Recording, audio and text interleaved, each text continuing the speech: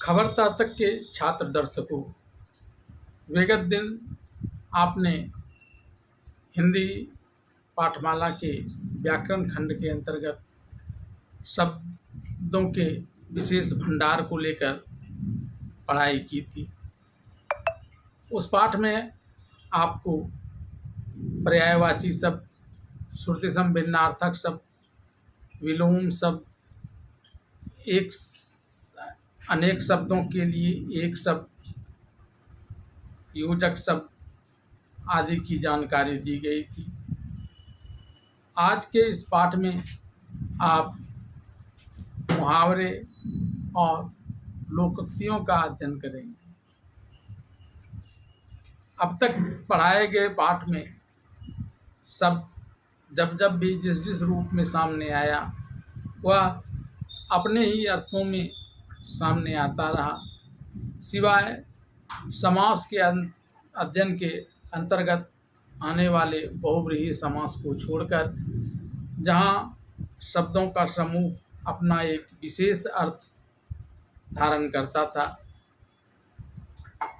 मुहावरे और लोकोक्तियाँ ये भी वैसे ही शब्द समूह हैं जो अपने अर्थ को छोड़कर सामूहिक रूप से अलग अर्थ रखता है। वाक्यों में मुहावरे का प्रयोग इसके लालित्य को बढ़ा देता है। मुहावरा वाक्यांश होता है और यह वाक्यों में प्रयुक्त होकर इसकी सुंदरता बढ़ाता है, इसकी गरिमा को बढ़ाता है। यह अपने मूल अर्थ से अलग अर्थ रखता है जब यह वाक्यों में प्रयुक्त होता है। उदाहरण के तौर पर श्री गणेश करना। श्री गणेश करने का अर्थ किसी काम की शुरुआत करना होता है। वाक्यों में जब हम इसे प्रयुक्त करते हैं तो इसके लिए वाक्य है, राम ने आज से ही अपना नया घर बनाने का श्री गणेश कर दिया। इसका अर्थ यह हुआ कि राम ने आज से अपने नए घर बनाने की शुरुआत कर दी। इसी प्रकार से कान भरना। कान भरना शब्द का अर्थ होता है चुगली करना। उदाहरण के तौर पर राम ने मोहन के विरुद्ध श्याम की कान भर दी। यहाँ कहने का अर्थ हुआ कि राम ने सोहन से मोहन की शिकायत की। अपना उल्लू सीधा करना, इसका अर्थ होता है अपना काम निकालना। उदाहरण के तौर पर मोहन ने राम से चिकनी चुपड़ी बातें कर अपना उल्लू सीधा कर लिया। इसका अर्थ यह हुआ कि राम ने मोहन से मीठी मीठी बातें की और इसी दौरान अपना काम सिद्ध कर लिया। वहीं मुहावरे से इतर लोकोक्तियाँ, जैसा कि इसका नाम से ही पता चलता है, ये लोगों की उक्ति है जो विभिन्न अवसरों पर किसी न किसी कारण से प्रयुक्त हुए और बाद में वह उस विशेष कारणों को लेकर वाक्यों में प्रयुक्त होने लगे। मुहावरे से अलग यह वाक्यों में स्वतंत्र रूप से आता है। एक स्वतंत्र वाक्य के तौर पर इस कथन का प्रयोग किया जाता है। इससे न सिर्फ वाक्यों का लालित्य बढ़ जाता है बल्कि वाक्यों के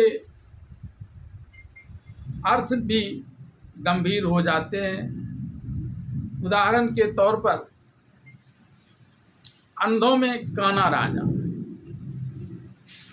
इसका अर्थ होता है जहाँ किसी चीज़ की कमी हो वहाँ थोड़े वालों की भी पूछ होती है। उदाहरण के तौर पर राम वैसे तो 5वीं कक्षा ही पाठ पढ़ा हुआ है, लेकिन अपने लोगों के बीच वह खूब रौब गांठता है, अंधों में काना राजा। तो यहाँ यह अर्थ हुआ कि कम पढ़ाई के बावजूद वह बड़ा वहाँ दिखता है। इसी प्रकार से एक पंथ दो काज।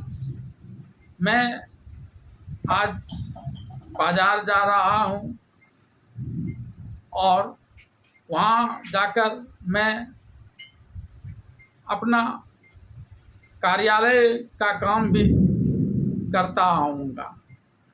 एक पंथ दो काज हो जाएगा। तो यहाँ इसका अर्थ यह होता है कि मैं बाजार जाऊँगा, बाजार के काम करने के साथ साथ कार्यालय जाकर मैं अपना काम भी करूँगा।